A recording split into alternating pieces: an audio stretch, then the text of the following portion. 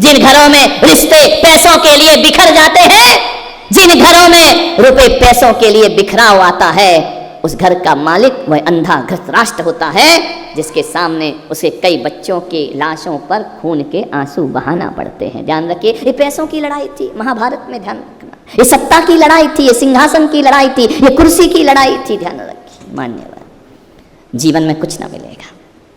नादान है वो लोग जो हथेलियों में मुकद्दर तलाशते हैं।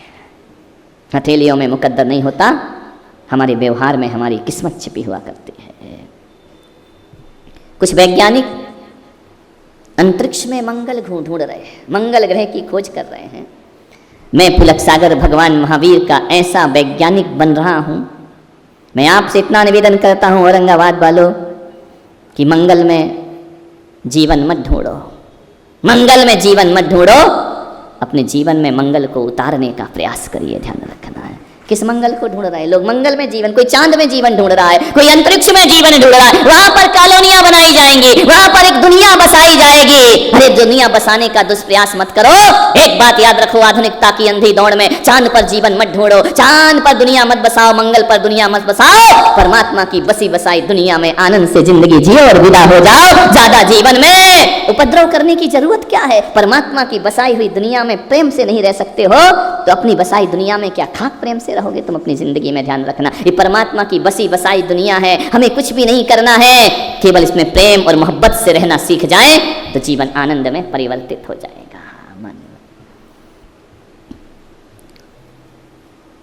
एक मकान हंस रहा था आदमी को देखकर, उसकी दीवारें हंस रही थी। आदमी को देख करके दीवारों ने आपस में बात की, ईंट ने ईंट से बात की। देखो, ये आदमी चला जाता है, हम खड़े रह जाते हैं। आदमी तो दुनिया से चला जाएगा, जिसने बनाया है, जिस शान से खड़े होकर मकान बनाया है ना, उसी तरह उस मकान से आड़े होकर के बाहर निकाल दिया जाएगा, लिटा करके बाहर निकाल दिया जाएगा। मकान ने कहा कि हम खड़े हैं मजबूती के साथ, ना जाने कितनी पीढ़ियां आई और चले गए, बनाने वाले चले गए, हम खड़े के खड़े रह गए। अरे इनका परिवार बिखरता है, हम चार दीवारें आपस में कभी बिखरती नहीं, ये चार भाई बिखर जाते। हंस रहा था मकान तुम इंसानों पर। ईंट ने पूछा कि बताओ हम क्यों नहीं बिखरते और आदमी क्यों बिखर जाता है? उन्होंने कहा कि इसलिए ईंट बहनों कि हम एक दूसरे को मजबूती से पकड़ के रखते हैं, इसलिए हमारी दीवारें बिखरा नहीं करती हैं। और आदमी एक दूसरे को मजबूती से नहीं पकड़ता है, इसलिए उसका परिवार बिखर। ईंटों ने कितना मजबूती से पकड़ा है एक दूसरे को, एक ईंट दूसरे ईंट को पकड़ के रखती है, उसे खिसलने नहीं देती है, उसे खिसकने नहीं देती है। बोले हम चार दीवार और एक छत हजारों वर्ष खड़े रहेंगे, लेकिन बनाने वाला दुनिया से विदा हो जाएगा। किन मकानों की बात कर रहे हैं आप? एक बात याद रखना, दूध बहुत मीठा होता है, इतना माधुर्य होता है दूध में, और यदि उस दूध में थोड़ी सी शक्कर डाल दी जाए तो उसका स्वाद और ज्यादा बढ़ जाया करता है। लेकिन कभी आपने ख्याल किया, महिलाओं से मेरा निवेदन है, दूध में शक्कर डालो तो दूध का आनंद और ज्यादा बढ़ जाता है। लेकिन एक बात बताना, यदि उस दूध में जिसमें शक्कर भी डली है, केसर भी डला है, गुलाब जल भी डला है, बड़ा स्वादिष्ट दूध है, उस दूध में छोटा सा इतना सा एक प्याज का टुकड़ा गिर जाए तो फिर क्या होता है दूध का? बोलिए, आपसे निवेदन कर रहा हूँ, ना तो शक्कर का माधुर्य रहता, ना दूध का माधुर्य रहता है, ना केसर की खुशबू रहा करती है। एक बात याद रखना, वो छोटा सा प्याज का टुकड़ा यदि उसमें गिर जाए, पूरा दूध जो सुगंधित था वो दुर्गंध में परिवर्तित हो जाया करता है। मैं महिलाओं से निवेदन कर रहा हूँ, आपका परिवार दूध जैसे माधुर्य को लिए हुए है और नफरत का प्याज का टुकड़ा उसमें गिरना नहीं चाहिए। ये महिलाओं का सबसे बड़ा दायित्व हुआ करता है। यदि एक टुकड़ा गिर गया नफरत का, घर की सुख चैन और शांति को बर्बाद होने में ज्यादा देर नहीं लगेगी। एक बात पुलक सागर की मान लेना कि जिन घरों में सुख शांति और प्रेम से लोग रहा करते हैं, ये गांठ बांध लेना अपने जीवन में, जिन घरों में सुख शांति से लोग रहते हैं वहां आने वाले लोग स्वर्ग से उतर के आते हैं, और वहां जीने वाले लोग मरने के बाद भी स्वर्ग की यात्राएं किया करते हैं। ध्यान रखना, जिन घरों में प्रेम होता है, जिन घरों में आनंद होता है, जिन घरों में प्रसन्नताएं हुआ करती हैं, उसके जैसा घर कौन सा होगा? स्वर्ग से सुंदर। नादान है वो लोग जो आसमान में स्वर्ग तलाश तलाशते हैं। मैं कहता हूँ घर में ही स्वर्ग है, एक बार तलाशने की कोशिश करो। हमारा स्वर्ग नरक में परिवर्तित ना हो जाए, घर में ही देखो। एक सीढ़ी ऊपर चढ़ाती है और वही सीढ़ी नीचे उतारने का काम करती है। सीढ़ी का देखना है उपयोग क्या कर रहे हो। यदि ऊपर चढ़ोगे तो स्वर्ग की यात्रा होगी और नीचे आओगे तो नरक की यात्रा तुम्हारे घर में प्रारंभ हो जाएगी। घर को स्वर्ग बनाओ।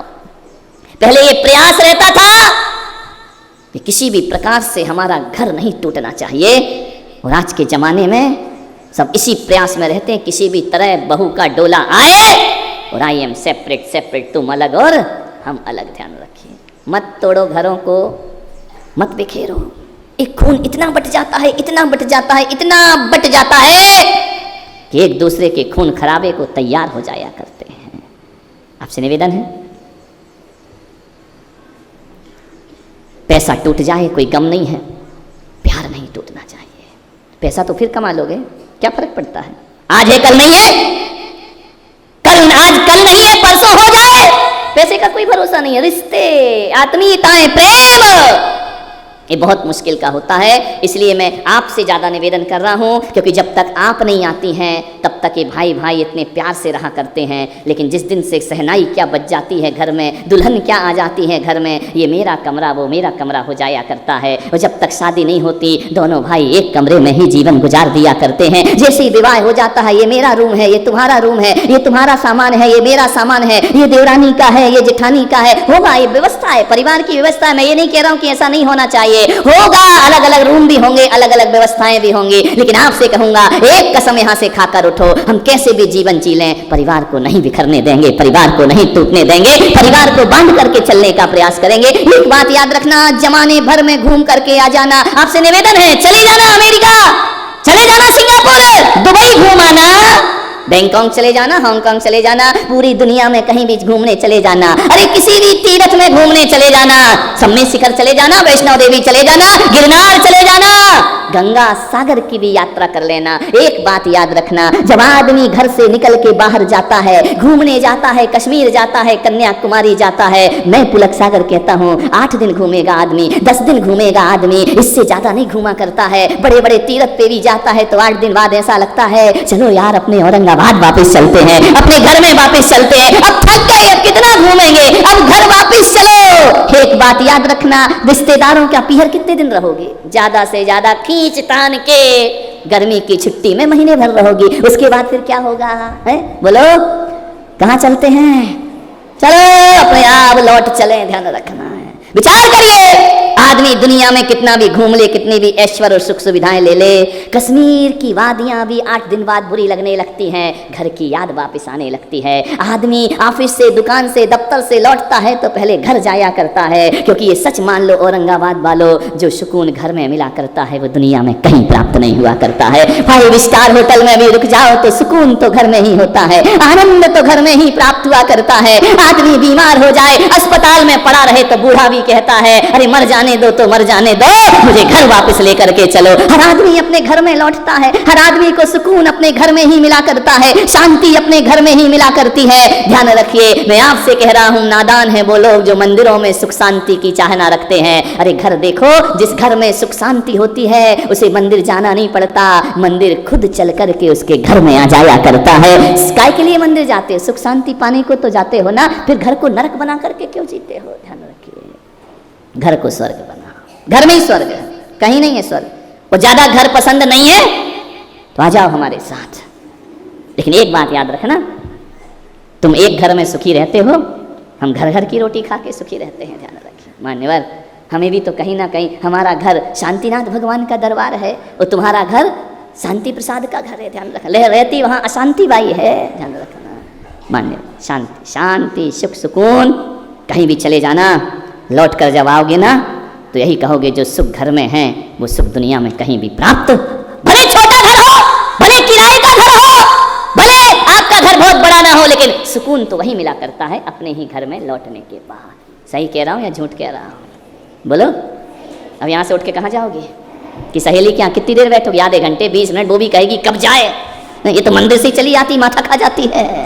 लौट के तो कहाँ जाना पड़ेगा। कितने भी पति पत्नी झगड़ लें, लड़ लें, पति गुस्से में भोजन फेंक करके भाग जाए, लेकिन शाम को बच्चू कहाँ आएगा, उसी घर में आएगा ना। तो जब घर इतना महत्वपूर्ण है तो उसे प्रेम से क्यों नहीं रखा करते हो? ध्यान रखिए, घर को सजा के रखो। तुम्हारा आनंद, तुम्हारी खुशी, तुम्हारा प्रेम घर का उत्सव हुआ करता है। ध्यान रखिए, उत्सव में घर बनाओ, आनंद में घर बनाओ। मातमी माहौल क्यों रहता है? भाई भाई से नहीं बोलता है, बहू देवरानी जेठानी से नहीं बोलती है, एक दूसरे को देख करके मुंह बना लिया करते। एक बात बताओ, लड़ झगड़ने के बाद शांति तो मिलती है ना, कि नहीं मिलती है? बोलो, खूब लड़ लो, जम के पूरी भड़ास निकाल लो, उसके बाद 5-6 दिन मत बोलो देवरानी जेठानी, बड़ा आनंद आता है ना, है? बिस्तर पे लेट जावा, हा हा, ना पति दिखता ना कुछ दिखता, वही दिखती है, वही दिखती, उसने ऐसा किया, उसने वैसा किया, उसने वैसा किया, कितना सुकून मिलता है ना। मंदिर भी जाओ तो पूजा में मन नहीं लगता है, सास से झगड़ा कर लो, भले बोलते रहो वसुद्रव्य समारी तुमड़े गिधारी, वो खड़ी है हमारी माल बेलन लिए तैयार खड़ी है, विचार करिए क्या शांतिनाथ को देखें, ज्वालाबाई इंतजार कर रही है तुम्हारा घर पर। मान्यवर ध्यान रखना, ना शांतिनाथ विधान में शांति मिलेगी, ना शांति धारा में शांति मिलेगी। एक बात याद रखना, मन मुटाव कर लेते हैं, लेकिन थोड़ी देर बाद, कुछ दिनों बाद इतना बुरा लगता है, ऐसा लगता है यार बोल लो ना, किस झंझट में लगे हैं। देवरानी भी कहती बोल लो, अब रहना तो यही है, जिठानी भी कहती बोल लो, पर बात अटक जाती। पहले कौन बोले, मैं क्यों बोलूं, मेरी क्या गलती है? वो सोचती है बड़ी है तो है, मैं क्या करूं, मैं ही नहीं झुकती रहूं क्या जिंदगी में? विचार, इतनी सी बात पे कितनी लंबी दुश्मनी चलती है। एक बात याद रखना, दुश्मनी का सफर ज्यादा लंबा नहीं होता, कभी हम भी थक जाते हैं, कभी वो भी थक जाता है। और एक बात याद रखना, महीने भर 15 दिन मत बोलना एक दूसरे को, लेकिन जिस दिन बोलना प्रारंभ करोगे उस दिन ऐसा लगेगा कि ससुराल से बेटी पीहर आने के बाद जो सुख मिलता है वो घर में इतना हल्कापन लगता है। आज बोलचाल हो गई, आज हम बोलने लगे, इतना सुकून मिलता है, इतनी खुशियां मिलती हैं। दोस्ती में बहुत खुशियां हैं, दुश्मनी में कुछ नहीं हुआ। रात दिन खराब हो जाते हैं, पूरा दिन बेकार हो जाता है। पति पत्नी झगड़ लो, पूरा दिन तुम्हारा खराब होगा, उधर उसका दुकान में खराब होगा, देवरानी जेठानी झगड़ेंगी, पूरा दिन बर्बाद हो जाएगा। क्यों पूरे दिन को बर्बाद करते हो? प्रेम से रहो थोड़ा सा। क्या हुआ, 2 बात उसने कह दी, 2 बात अपने कह दी। आप सोचिए, जहाँ 4 बर्तन होते हैं वहां खटपट तो होती है, कितने भी गला फाड़ो पुलक सागर वो होती है, और आगे भी हम नहीं सुधरेंगे। ध्यान रखना, कोई बात नहीं, 4 बर्तन है, खटपट हो जाए उसकी कोई प्रॉब्लम नहीं है। पहले किचन होते थे, रसोई घर होते थे, 4 बर्तन रखे जाते थे, आवाज आया करती थी। लेकिन आजकल मॉड्यूलर किचन हो गए हैं, उनमें आवाज नहीं आती है, बर्तन टकराते नहीं हैं। पहले बर्तन टकराते थे, अब तो गिर के सीधे टूट जाया करते हैं। ध्यान रखना, अब टकराने की बात ही नहीं है। मेरा निवेदन आपसे इतना ही है, बर्तन टकराएं तो गम नहीं होता, बर्तन टूटना नहीं चाहिए जिंदगी में। 4 लोग आपस में भिड़े, टकरार हो जाए, कोई बात नहीं, कहा सुनी हो गई, कोई बात नहीं है, लेकिन रिश्ते टूटना नहीं चाहिए। टकराहट नुकसानदायक नहीं है, टूटन नुकसानदायक है। आज हमारे परिवार टूट रहे हैं, ध्यान रखना, टकरा नहीं रहे हैं। टकराते तो सभी घरों में टकराते थे, लेकिन परिवार टूटते नहीं थे। दशरथ के घर में भी टकराहट हुई थी, लेकिन कितनी भी बड़ी टकराहट हो जाए, 4 भाइयों में कोई टूटन पैदा नहीं करा सका। कोई दुनिया में मंत्रा और कहते नहीं आ सकी जो 4 भाइयों का प्रेम तोड़ सके। ध्यान रखना, टूटो मत, टकराओ, कोई बात नहीं, लड़ो झगड़ो, पिटो पीट लो, बाल खींच लो, गाल पे मार दो, यहां तक भी चलेगा, लेकिन शाम को बोल दो, क्या बोल दो, आइए बेटी मिच्छामी, घर टूटने से बच जाएगा। आपका ध्यान रखो, थोड़ी सी समझदारी रखो।